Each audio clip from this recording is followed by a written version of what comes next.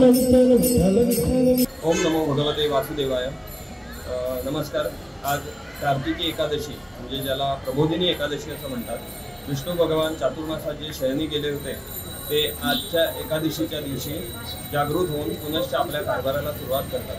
प्रति पंढरपूर समजलं जाणारं हे विठ्ठलापूरचं पांडुरंगाचं मंदिर याला 540 वर्षांचा इतिहास आहे आणि इथे पंढरपूरच्या विठोबाला जेवढ्या ओढीने आणि तळमळीने लोक भेट घ्यायला जातात त्याच ओढीने आणि तळमळीने या प्रति पंढरपूर समजल्या जाणाऱ्या विठ्ठलापूर साखळी येथील पांडुरंगाच्या मंदिरातही लोक कार्तिकी एकादशी निमित्त दर्शन घेऊन त्या विठ्ठलाचे आशीर्वाद घेण्यासाठी येतात। आजच्या या दिवशी गोव्याचे मुख्यमंत्री श्री प्रमोद सावंत यांनी पांडुरंगाचं दर्शन घेतलं।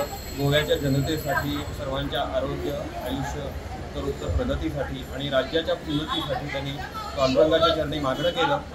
तसेच इतरही आलेले भाविकजन भरपूर इथे भक्तीचा पूर लोटलेला आहे आणि निरंतर लोक ठिकठिकाणाहून येऊन या एकादशी निमित्त पांडुरंगाचं दर्शन घेत आहेत। या सर्वांवर पांडुरंगाची कृपादृष्टी निरंतर राहो अशी मागणी करतो। Subscribe Prudent social media channel and press bell icon for latest notifications.